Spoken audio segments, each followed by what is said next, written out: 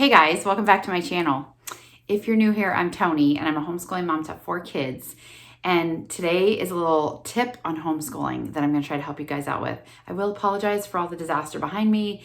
We are 2 weeks away from starting school and you can tell there's just stuff everywhere and I have stuff to do. And I needed to film this video for you guys and I didn't feel like cleaning up my mess. So it'll get nice and clean before the first day of school, but please excuse the disaster. It's real life here. If you want to hear a pretty awesome tip about planners that is going to make your life so much easier, then make sure you stay tuned.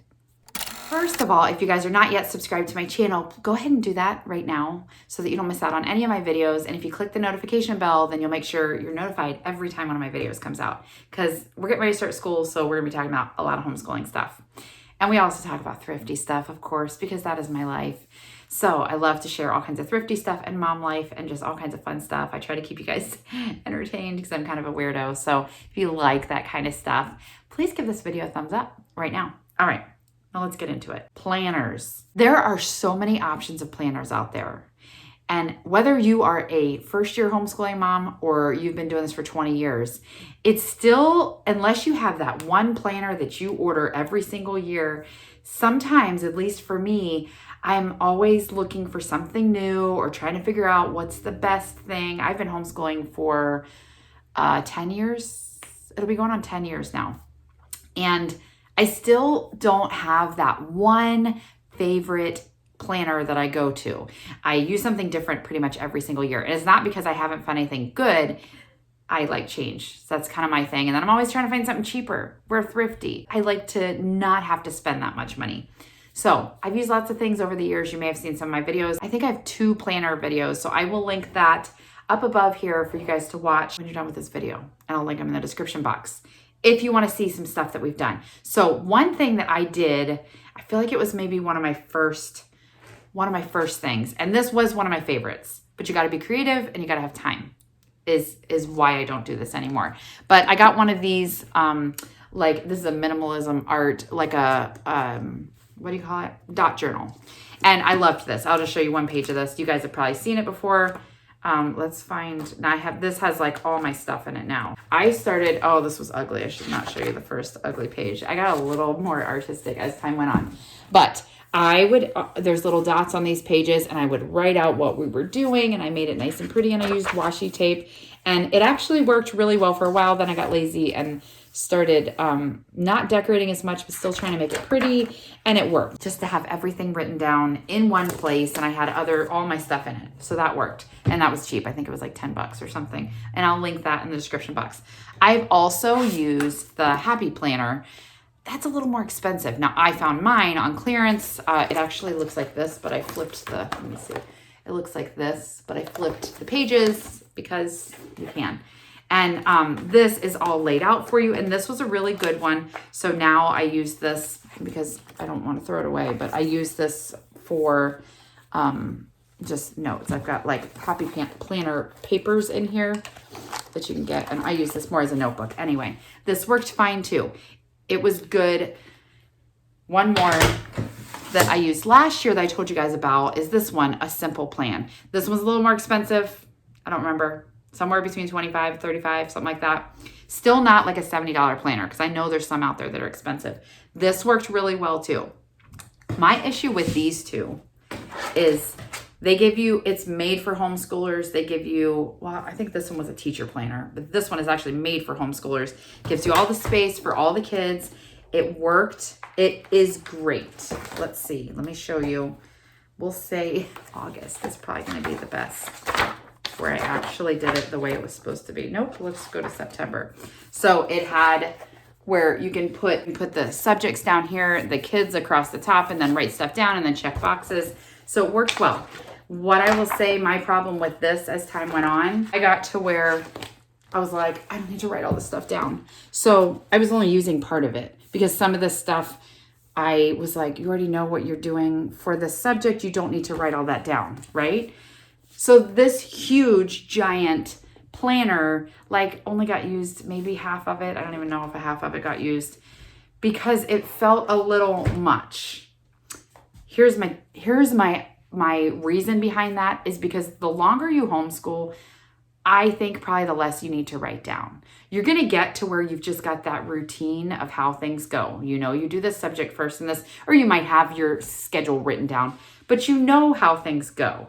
You don't necessarily have to write down every single thing. And that's what I started with this one last year. I was like, I'm going to write down, you know, this kid has to do math, page 95, and then the next day they have to do math, page 96. Like, I don't think that needs written down, because when you say, okay, it's time for math, they pull out their book and they do the next lesson. Or if they're doing it online, they do the next lesson. Like, some of those things are just obvious that you're just going to do the next lesson. So to me, it was extra work to write all this extra stuff down. And I know I do like having a checkbox to make sure I do stuff like that. But I just got this the other day. Let me show you guys. This is possibly what I'm planning on putting. It just says things to do. And I got a bunch of cute gold stuff. I showed you guys in my thrift video, thrifting across the states. I got a bunch of gold stuff. So this was really cute. I got this at a thrift store the other day. It's actually pretty big. And I may just write down our checklist on there. Sometimes I do it on the chalkboard. I don't know how exactly I'm going to do that. But the one thing I do know is that I don't need to write down every single thing. So this is what I've decided. I'm going to use a cheap planner. Now, yes, I've done that before, but I'm actually using a cheap planner that I was like, oh, you can't use that for homeschoolers because it doesn't have all these spaces. It does. It's fine. This is not the one I'm using now, but I got this at Walmart for like $3. And this would work fine. It's got like enough lines for you to write down what you need. You do not need a $40, $50, $60 planner. You don't even need a $25 planner. This is what I bought, and this is what we're using this year. This was $7.99 at TJ Maxx. Now, when I first saw this, I was like, well, that won't work. It's too small. Then I stood in that aisle for quite a while as I thought about whether that would work or not. So I'm going to show you how I planned it. First of all, it's really, really cute. I really liked the design of this. TJ Maxx has, or Marshall's, ours is TJ Maxx, but Marshall's, Ross, they have nice sections of really cheap stationery. So check those out. So it's got a little tiny planner, but you can write down important things. I've got our first day of co-op, stuff like that on there. And it's got pages just like this. And you might look at that and be like, that's not enough. I've got 4 kids. I've got 6 kids. I've got whatever. Here's my thinking. So I put a little tab here. This is our first day of school. Do I have anything crazy on here? This is my first week of school. I just need to have it planned out and know what to do next on the things that are not the same every day. So I think I might do like a checklist for the kids to have their own thing, to make sure they do their math, their language, their, what else do they do? Vocabulary, spelling, you know, all those things that like every single day you do. The things that are going to be on here are the things that you don't do every single day. So I've got like our morning stuff. So here, I just put little boxes, like on the first day of school, we're going to do Bible. I'm not even writing down what we're doing because we're going to do the first lesson in the book that I got for our Bible. That's what we're doing, or in our Bible, you know, in our Bible lesson. So I'm just writing that down. Then I've got written down the Bible verse we're going to do, and we're doing memory work too. So this will be, there's a poem that we're working on. So I just wrote those 2 things down. When we do those, we will check it off. Then we're going to sing a hymn. I wrote which hymn, which page. And then that one, we're doing it's called Then Sings My Soul. So anyway, it's got stories of the hymn. So the first day of the week is when we'll do the song and the story. I will read the story about the hymn and how it came about, and then we'll do the song. Okay, then I've got my read aloud on here, what we're going to be reading, which is the Phantom Toll Booth. I wrote down that we're doing chapters 1 and 2. That doesn't mean that's all we're doing that day. That just means that's all that we're doing as a family that's not super obvious the next thing, or something that I totally need reminded on. Like for you, you may not even need to write down read aloud because it might be something you're really good at and you just know you're going to pull out your read aloud book and you're going to read the next chapter. I'm terrible at read alouds. I always forget if it's not written down, I don't do it or I don't make time. So this is like the first thing we're going to do for the day. When we're done with this, the kids will move on to what they have left in their lesson. And I have somewhere written, I'm going to have a schedule written down that shows what we're doing in order. The next day looks the same, except a couple of these things might change. Like we're doing health, we're alternating hymns and health. So I have that on there so I don't forget to do health. For me, if I don't have it written down, I'm going to forget to do health, because there were times last year where I was like, oh, that's a subject. So there are certain things that I have to have written down.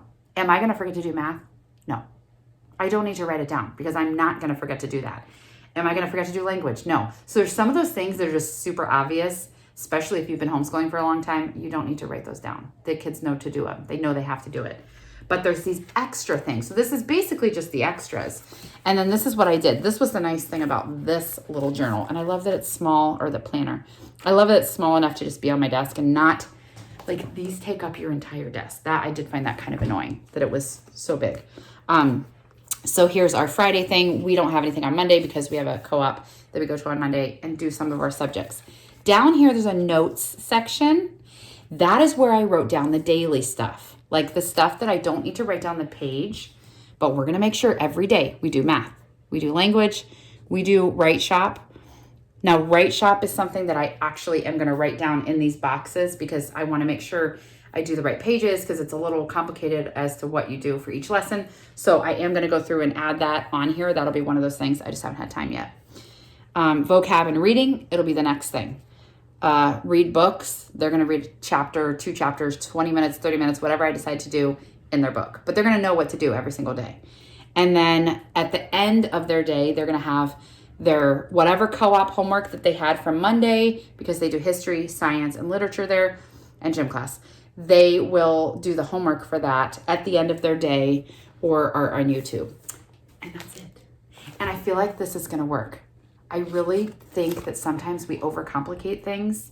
I think for $7.99, I'm sure you can find one even cheaper because, like I said, this was $3. I use this for like summer planning, but I really think we overcomplicate things and don't need to make it as expensive or as crazy or as just complicated as we do sometimes. So I feel like this is like an epiphany. Wow. That took me 10 years to figure out. I don't know. Planners have just always been that thing that I feel like you have to have that planner. And sometimes you feel like I've got to have the fancy popular planner that everybody uses. You don't. At least for me. You might be a personality that uses yours and fills it up and loves it. Then this video obviously doesn't apply to you. But if you are like me and you struggle to like keep things written down and you struggle to keep up with things and maybe you have half filled up planners like I do, this might be the way to go. Simplify your life, get a cute little planner that you could even, I mean, you could throw it in your bag if you want, but this is probably just gonna sit on my desk. But something that you can take with you when you go do your planning and write down as little as possible, just what's necessary, and just don't overdo it. So, because even the act of planning can become a chore. And if all I have to do is write down what's next, I don't have to write down math lesson 4 and science page, whatever. Like if we already just know you're going to be doing the next thing, don't overcomplicate your life, okay? I have a sign in my kitchen that says simplicity.